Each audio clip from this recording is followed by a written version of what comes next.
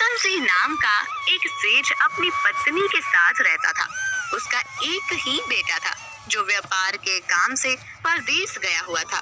गांव के लोग सेठ के पास अपनी समस्याएं लेकर आते। रतन सिंह गांव का सेठ होने के साथ अक्लमंद भी था, इसलिए उसको लोगों की समस्याएं सुलझाने में बहुत आनंद आता था। उसको इस बात से खुशी होती थी कि लोग उसकी अक्लमंदी को पहचानते थे और मानते भी थे। एक दिन की बात है, एक बूढ़ा आदमी सेठ जी के पास आया और बोला, सेठ जी, मेहरबानी करके मेरी मदद कीजिए। मेरे पड़ोसी ने मेरी बकरियां चुरा ली हैं।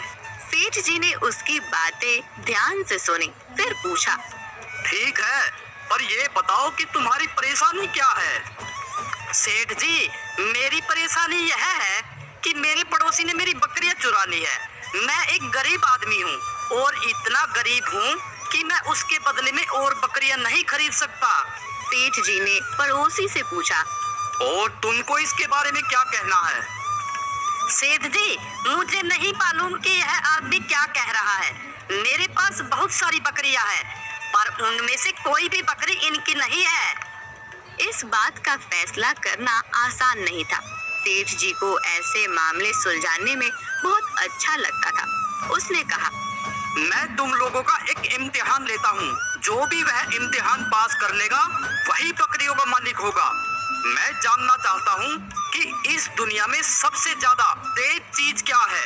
जब तक तुम लोग इस सवाल का जवाब न ढूंढ लो, यहाँ वापस मत आना। दोनों लोग सिर हिलाते हुए अपने अपने घर चले गए। अब इस बात का जवाब कौन दे सकता था?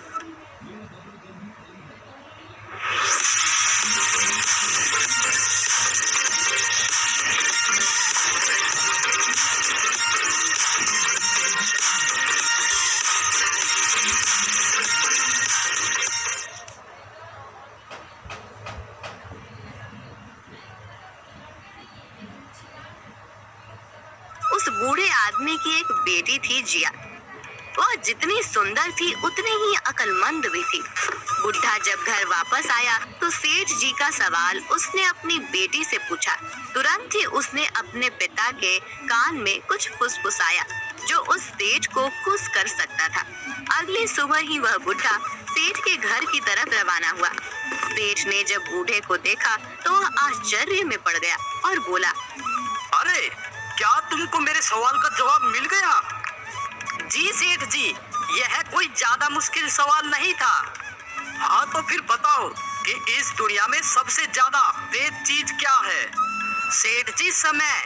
वह हमारे पास कभी भी काफी नहीं होता। यह हमेशा ही बहुत जल्दी चला जाता है और हमारी पकड़ में नहीं आता। जो हम करना चाहते हैं उसके लिए हमारे पास कभी भी समय काफी नहीं होता। बुढ़े के इस जवाब से तो सेठ भी चौकन्ना रह गया, क्योंकि उसको तो अपने आप पर भी यकीन नहीं था कि वह खुद भी इस सवाल का जवाब दे सकता था। उसने बुढ़े से पूछा, इस सवाल के जवाब में तुम्हारी किसने सहायता की? किसने बताया तुमको? किसी ने नहीं सेठ जी, ये मेरे अपने शब्द हैं। मुझे किसी ने कुछ नहीं बताया। तुम मुझे सच नहीं बता रहे हो, इसके लिए क्या तुम जानते हो मैं तुम्हें सजा भी दे सकता हूँ। ये सुनकर बुढ़ा डर गया। वह और आगे झूठ नहीं बोल सका। इस सवाल का जवाब मेरी बेटी जिया ने मुझे बताया है। वह एक बहुत ही समझदार लड़की है। लगता है कि वह बहुत अक्लमंद लड़की है। मैं उनसे मिलना चाहूँगा। जी ठीक है सेठ जी, मैं कल ही अपनी लड़की को आपके पास लेकर आऊँगा। अगले दिन ही वह बुढ़ा अपनी बेटी को सेठ जी के पास ले आया।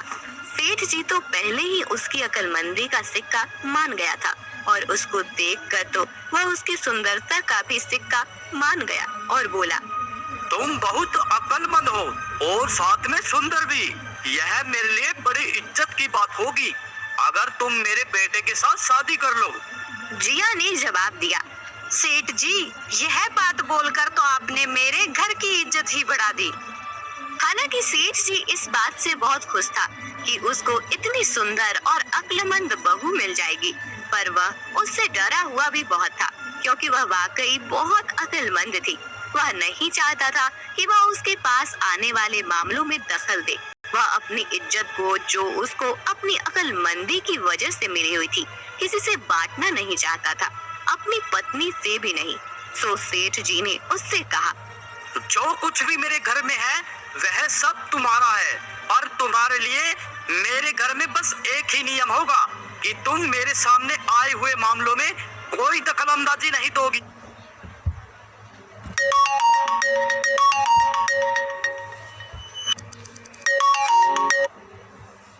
अगर तुमने यह नियम तोड़ा तो मैं तुमको तुम्हारे पिता के घर भेज दूंगा। जी ठीक है, आप जैसा बोलोगे मैं वही करूंगी। कुछ दिन के बाद जब सेठ जी का लड़का व्यापार करके परदेश से अपने घर आया तो सेठ जी ने अपने लड़के की शादी जिया से कर दी। कुछ समय तक तो सब ठीक चलता रहा। सेठ जी के पास लोग अपने मामले लेकर आते और वह उनको सुलझाते और जिया अपने घर के काम में लगी रहती। अक्सर वह सेठ जी के फैसलों को ठीक ही मानती थी। एक दिन सेठ जी ने दो लड़कों को एक पहेली दी जो अपनी भेड़ों पर लड़ रहे थे। जो सचमुच में भेड़ का मालिक था, वह लड़का उस पहेली को लेकर बहुत परेशान था। यह सब देखकर जिया से रहा नहीं गया। उसने उस लड़के से पूछा, भैया तुम इतने परेशान क्यों हो? सेठ जी ने मुझे बिल्कुल ही नामुमकिन काम दे रखा है। उसने हमें एक एक अंडा दिया है और कहा है जो कोई इस अंडे के बच्चे को मुझे सुबह लाकर दिखाएगा, भेड़ें उसी की होंगी। जिया जानती थी कि उसको उस लड़के की सहायता नहीं करनी चाहिए, पर इसका हल बहुत ही साफ था और वह लड़का उस काम को लेकर वाकई बहुत परेशान था। तो वह उसको उसके काम का हल बताए बिना न रह सकी। उसने लड़के से कहा, सेठ जी के पास थोड़ा सा चावल लेकर जाओ और उससे कहो कि वह उस चावल को आज ही बो दे, ताकि तुम कल सुबह उस अंडे में से निकले बच्चे को वह मुलायम ताजा चावल खिला सको। उसको भी पता चल जाएगा कि एक दिन में चावल उगाना उतना ही नामुमकिन है जितना आज के अंडों में से सुबह चूजे का निकलना। लड़का यह सुनकर बहुत खुश हुआ। वह तुरंत ही सेठ जी के पास चावल लेकर गया और जो शब्द जिया ने उससे कहे थे उसने वही शब्द जाकर सेठ जी से कह दिए। पर सेठ जी यह सुनकर खुश नहीं हुआ। वो बहुत गुस्सा हुआ। उसने पूछा, किसने कहा तुमसे यह सब? किसने दिए तुम्हें चावल? तुम्हारे जितने बड़े बच्चे के लिए ये शब्द बहुत ज्यादा अक्लमंदी के हैं। ये मेरे ही शब्द है सेठ जी, ये मेरे ही विचार हैं। किसी और ने इसमें मेरी कोई सहायता नहीं की।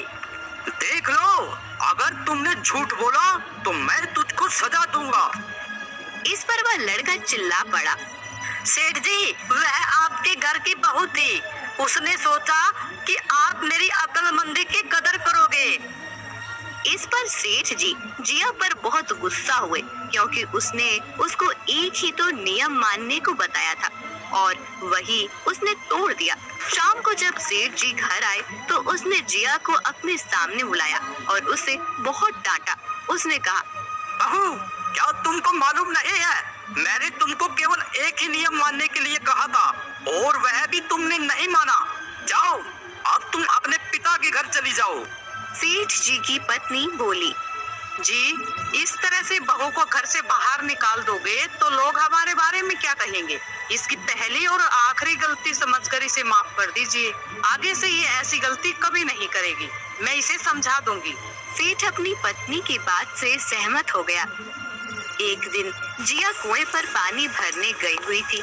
तभी कहीं से 4 राहगीर वहां आ पहुंचे। उनमें से एक राहगीर बोला, बहन मैं बहुत प्यासा हूँ, क्या मुझे पानी पिला दोगी? जिया को पानी पिलाने में थोड़ी झिझक महसूस हुई। उसके पास लोटा या गिलास भी नहीं था जिससे वह पानी पिला देती। इसी कारण वहां उन राहगीरों को पानी पिलाना उसे ठीक नहीं लगा। फिर उससे पूछा, आप कौन है? मैं एक यात्री हूँ। यात्री तो संसार में केवल 2 ही होते हैं। आप उन दोनों में से कौन हैं? अगर आपने मेरे इस सवाल का सही जवाब दिया तो मैं आपको पानी पिला दूंगी, नहीं तो मैं पानी नहीं पिलाऊंगी। बेचारा राहगीर उसकी बात का कोई जवाब नहीं दे पाया। तभी दूसरे राहगीर ने पानी पिलाने की विनती की। जिया ने दूसरे राहगीर से पूछा, अच्छा तो आप बताइए कि आप कौन हैं? दूसरा राहगीर तुरंत बोल उठा, मैं तो एक गरीब आदमी हूँ। भैया, गरीब तो केवल दो ही होते हैं, आप उनमें से कौन है? प्रश्न सुनकर दूसरा राहगीर चकरा गया। उसको कोई जवाब नहीं सूझा तो वह चुपचाप हट गया। तीसरा राहगीर बोला, बहन, मुझे बहुत प्यास लगी है। ईश्वर के लिए तुम मुझे पानी पिला दो। अब आप कौन है? बहन, मैं तो एक अनपढ़ गवार हूँ। अरे भाई, अनपढ़ गवार तो इस संसार में दो ही होते हैं, आप उनमें से कौन है? बेचारा तीसरा राहगीर भी कुछ बोल नहीं पाया। अंत में चौथा राहगीर आगे आया और बोला, बहन, मेहरबानी करके मुझे पानी पिला दे। प्यासे को पानी पिलाना तो बड़े पुण्य का काम होता है। आप कौन है? बहन, मैं तो बड़ा ही मूर्ख हूँ। मूर्ख तो संसार में केवल दो ही होते हैं, आप उनमें से कौन है? वह बेचारा भी उसके प्रश्न का उत्तर नहीं दे सका। चारों पानी पिए बगैर ही वहाँ से जाने लगे तो जिया बोली, यहाँ से थोड़ी ही दूर मेरा घर है, आप लोग कृपया वहीं चलिए, मैं आप लोगों को पानी पिला दूंगी। चारों राहगीर उसके घर की तरफ चल पड़े। जिया ने पानी का घड़ा उठाया और छोटे रास्ते से अपने घर पहुंच गई। इतने में वे चारों राहगीर उसके घर पहुंच गए। जिया ने उन सभी को पिलाया। पानी पीने के बाद वे राहगीर अपनी राह पर चल पड़े। उसी समय उसका पति भी अपने घर आ गया, जो व्यापार के काम से विदेश गया हुआ था। उसने चारों राहगीरों को अपने घर से बाहर निकलता देख लिया। ये सब देखकर उसे बड़ा दुख हुआ। वह सोचने लगा, मैं तो व्यापार करने के लिए प्रदेश जाता हूँ और यह मेरी गैर हाजिरी में पराये मर्दों को घर बुलाती है।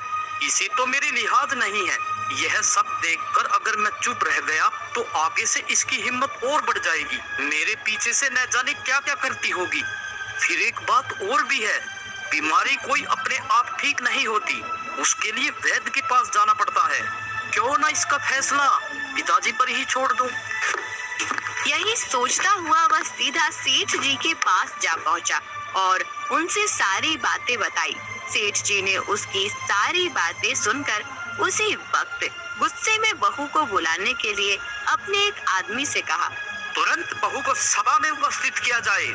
उस आदमी को अपने घर पर आया देख उस सेठ की पत्नी ने अपनी बहू से पूछा, क्या बात है बहू रानी, तुम्हारी किसी से कहासुनी हो गई क्या, जो उनकी शिकायत पर तुम्हारे पिताजी ने तुम्हें बुलाने के लिए अपने आदमी भेज दिए? जिया ने सास की चिंता को दूर करते हुए कहा, नहीं सासू माँ, मेरी किसी से कोई कहासुनी नहीं हुई, आप बिल्कुल भी फिक्र ना करें। Here's a look at my week on Facebook gaming. Monday morning, I play puzzle games. On Tuesday, I choose racing.